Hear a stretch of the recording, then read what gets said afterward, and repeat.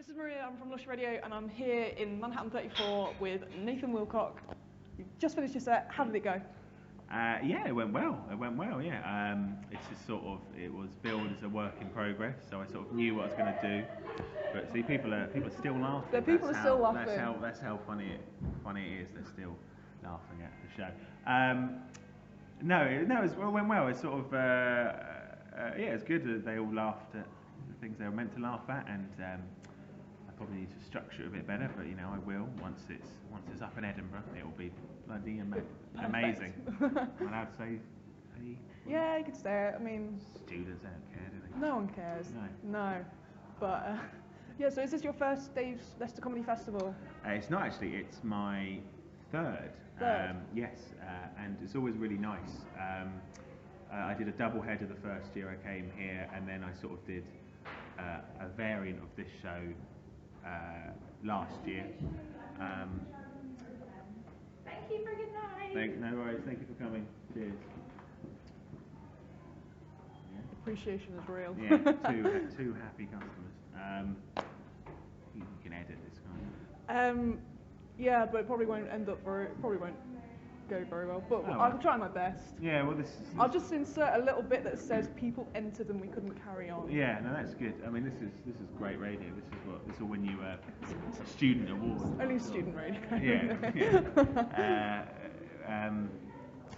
What was the?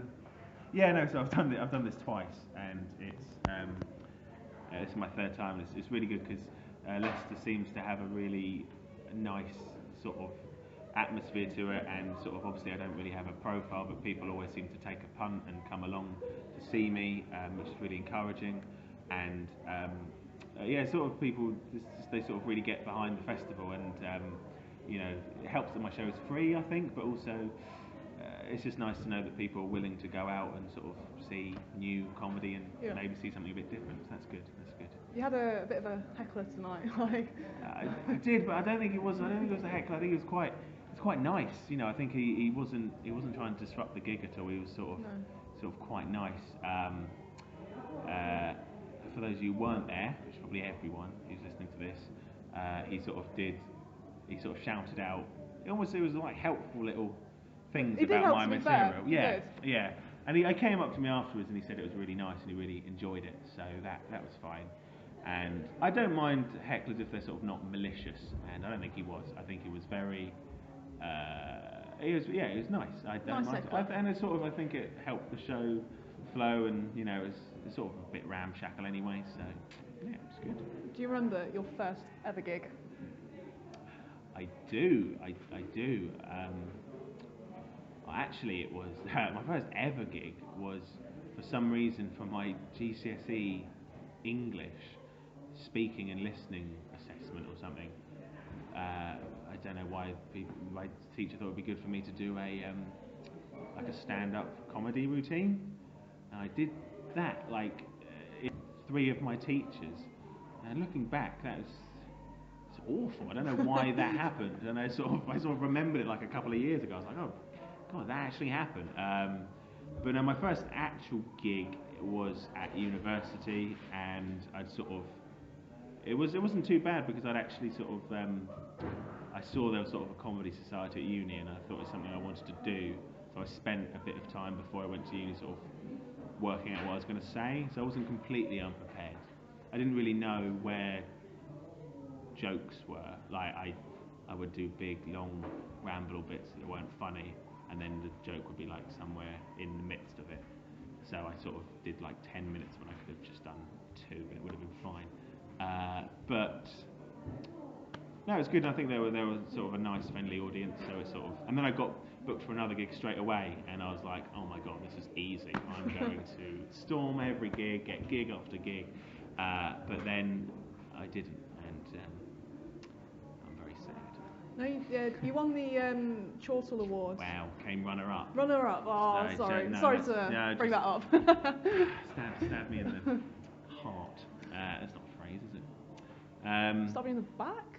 No, you haven't betrayed me in any way. No, that's true. But I just brought up a really hard thing. You did, and I'm still not over. No, I'm not. It was, yeah, I did. It's a big thing, though. The Chortle Award. Yeah, no, it's a big thing, and I'm sort of I'm very proud of that. sort of because it is sort of quite respected in the industry, and I sort of been trying every year of my university career. I was sort of trying and sort of never quite made it to the final. And then I did, so it was sort of like I was sort of very happy with that, very happy indeed. Would you say that really helped you in your comedy career? Sort of, yeah. Sort of. I've got a few things from off the back of it. I'm sort of not really I'm sort of still an amateur. I'm sort of still a very amateur comedian, but sort of with a title. And I've got a few quotes as well. Like there's a particularly harsh and well-revered comedy critic, like notoriously harsh, called Steve Bennett, and he's sort of like the editor of Chortle, and he's sort of very respected within the comedy community. And he said that I could fit easily into any club lineup. Obviously, a very nice thing to say, but the comedy and curry night in Portsmouth would beg to differ with that statement. No, it was nice. It was nice. I'm sort of very proud of it. The video up I quite like it. So it's good. And bloody packed the room out tonight, didn't it? It did. It was incredible. Yeah, it didn't, listeners. It was all right, wasn't it? It was about 20 in.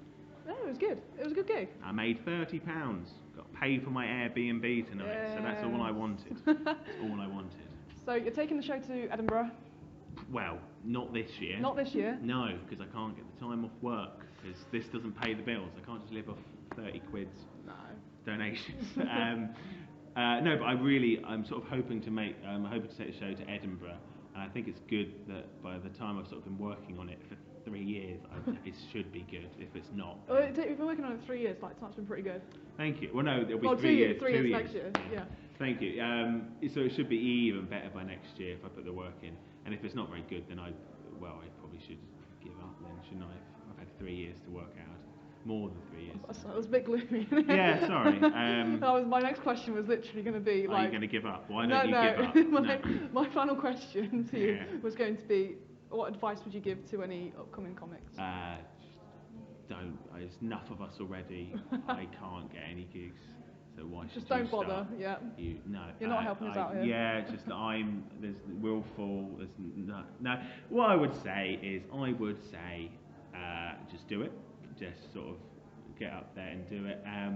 It's really good. I think if you're at university, I think it's really helps because if there's a sort of a scene, this normally contains your peers and your friends, and you can sort of interact with each other and have a really sort of close-knit group. And also you've got a lot of free time on your hands when you're a student, if you're a bad student or if you're a normal student, then so you should just set up gigs in the city, and then book me for them. No, you should set up gigs in the city and just sort of get out there, because especially if you're not in sort of London, where sort of is the most of the sort of open mic scene is.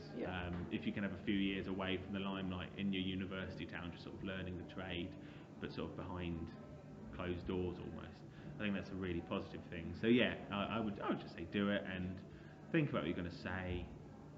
Don't be too hard on yourself when you bomb, because everyone dies. Not like metaphorically, they do die as well. But I wasn't just going to say that. I'm terrible at interviews. I've never done an interview before, and this is why. You're doing well. It's okay. But I would like to put on record that everyone dies, both metaphorically and literally. I think that is a good way to end this interview. Everybody dies. Come see my show. It's called Everybody Dies. It's not. That was awful. I'm sorry. It's all right. Thank you very much anyway for taking part. It's all right. Good.